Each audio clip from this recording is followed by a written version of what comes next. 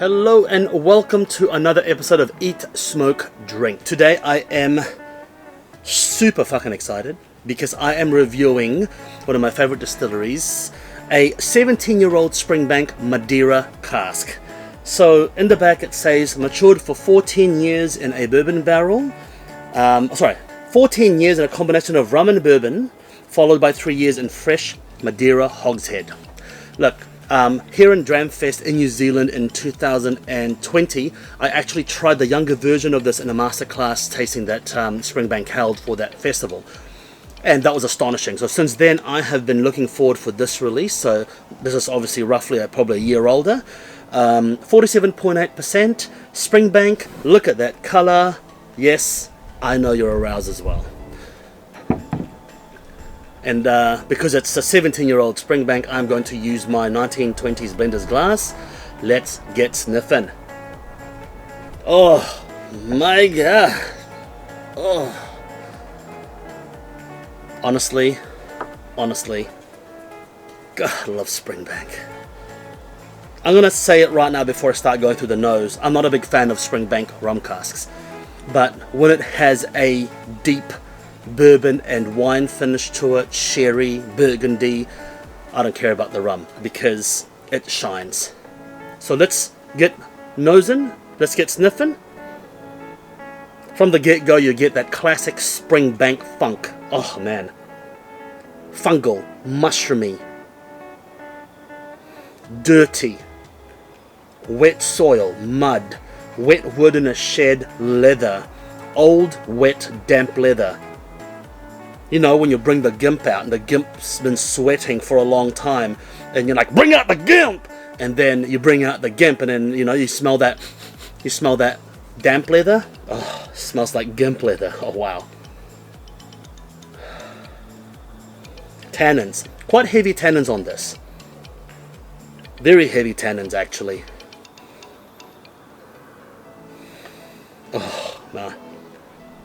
That is delicious. Alright, I'm getting a sickly sweet berry jam. I get fungal, wet wood, leather, a slight creaminess, brown sugar syrup, earthy, wet soil. Wow, the nose is so complex. And as funny as this sounds, I'm getting a little bit of talcum powder.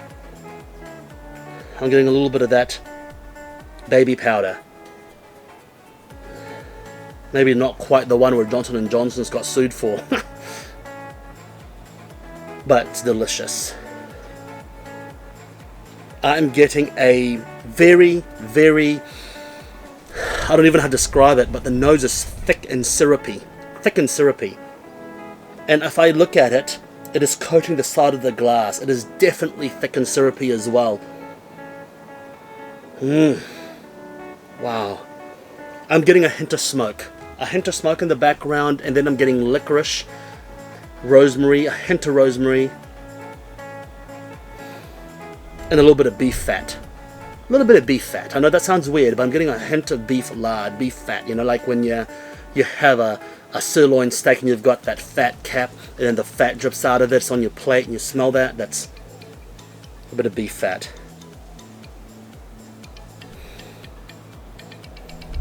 Alright, let's get tasting. I'm excited.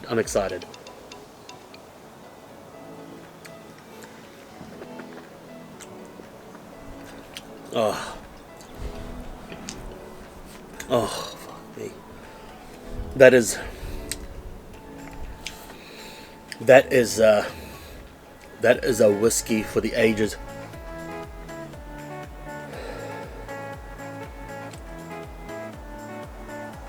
Oh, that is a whiskey for the ages. That is...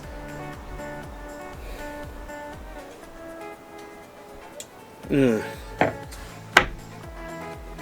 damn. Delicious. Now this is just quintessential Springbank amazeballsness. Okay? It's not overly sweet, but it is definitely on the sweeter side. The tannin is heavy. It's a little bit drying in the mouth, but at the same time sweet. It's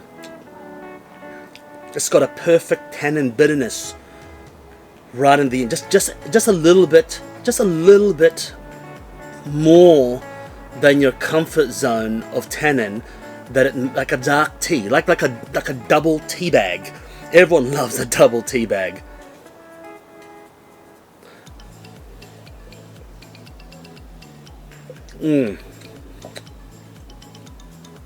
Okay, it's syrupy, it's viscous, the finish is long, a hint of smoke, a little bit of peat, not too much peat, a little bit of peat. It is crazy that the bourbon cask, just for 3 years in a fresh Madeira hogshead, the bourbon cask is just almost completely engulfed. The Madeira cask is giving off a sickly sweet sensation on the palate. It is thick and viscous, like a thick berry jam. And then I'm getting a brown sugar, demerara sugar, deep dark sugar syrup flavor to it. That could be from the rum, I'm not sure. Usually the rum is actually quite a clean flavor when it comes to Springbank. I don't know where that's from, but I'm getting this super dark brown sugar taste in my mouth. And then it's followed by a strange floral sensation as well, which I usually associate with the rum influence in Springbank, but I don't know. It's hard to say. All I can say is there's a weird floral note to it.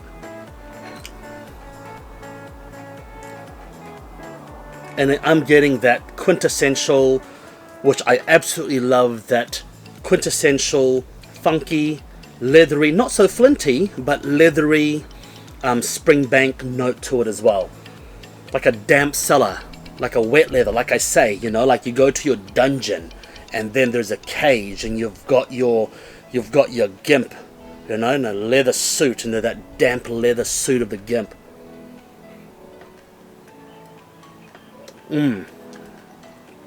Absolutely delicious. Absolutely delicious. I didn't add water to it.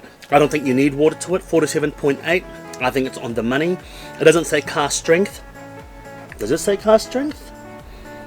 It doesn't say cast strength, so I don't believe it'll be cast strength. But I think they got the ABV perfect. 47.8. I think that's a perfect ABV for it. Maybe 1 more percent would have been cool.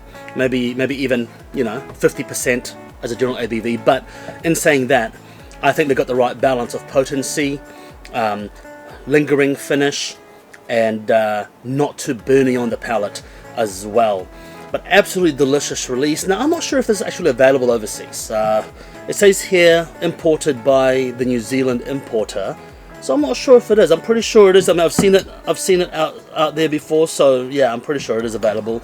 9,000 bottles. I doubt New Zealand got 9,000 bottles of this. So yes, sorry about that. A little moment of insanity there. Yes, it is available overseas. I've seen it in different posts, but excellent. If you can still get this, hoard it, keep it, hug it, touch it, you know, do all sorts of stuff to it. Worth keeping, worth buying. Oh, absolutely delicious. Cigar pairings. You know what? Actually, I think that you could go all out on this one. The flavor profile is quite robust. It is a bit of a kick-ass specimen of Springbank, so I think that you'll be fine in terms of a robust cigar. But if you wanted something peppery and spicy, the sweetness and the sugary nature of this will definitely suit something peppery and spicy as well. But until next time, make sure you eat, smoke, drink. Thank you for joining me today. What did you think of this? You know I'm a Springbank fanboy, but what did you think of this? Let me know your thoughts, and until next time, see you then.